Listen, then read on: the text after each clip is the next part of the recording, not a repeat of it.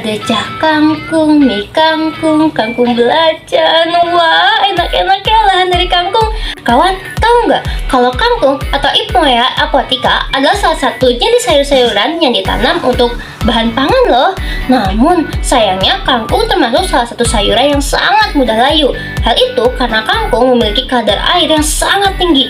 Kangkung memiliki kadar air hingga 96% loh kawan. Wah, isinya air semua ya. Nah, karena itu kangkung jika disimpan dalam tempat yang tidak tepat maka akan mudah kehilangan kadar airnya dan menjadi layu atau kering. Berikut beberapa faktor yang bisa mempengaruhi layu pada kangkung. 1. Pengaruh suhu. Sayuran mempunyai proses respirasi yang berlangsung secara terus-menerus yang memerlukan suhu tertentu untuk berlangsung dengan baik. Jika suhu terlalu tinggi, proses respirasi akan lebih cepat dan sayuran akan mudah layu. 2. Paparan cahaya langsung. Ini dapat menyebabkan sayuran lebih cepat mengalami kekeringan dan layu karena cahaya dapat meningkatkan evaporasi air. Ketiga, kadar air.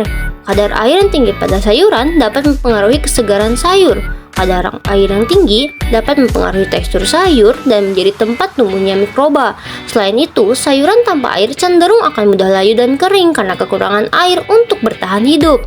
Keempat, kelembaban juga penting karena saat sayur disimpan dalam kulkas, kelembabannya menjadi berkurang yang mengakibatkan sayuran berubah menjadi kering atau kehilangan kadar air. Di sini, aku bakal ngelakuin dua perlakuan yang berbeda untuk dua kangkung yang sama nih kawan. Perlakuan pertama adalah kangkung yang disimpan begitu saja di tempat terbuka tanpa adanya perlakuan spesial. Satu lagi, aku simpan kangkung di ruangan terbuka namun dalam wadahnya diisi air.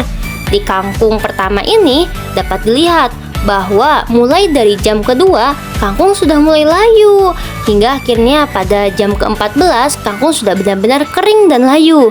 Di sisi lain, di kangkung yang kedua dapat dilihat bahwa semakin lama kangkung menjadi semakin lebih segar. Bahkan pada jam ke-16 tumbuh tunas baru yang semakin tinggi dan semakin besar nih kawan. Wah, keren banget sih, dalam waktu 24 jam kedua kangkung mengalami perubahan yang berbeda jauh ya.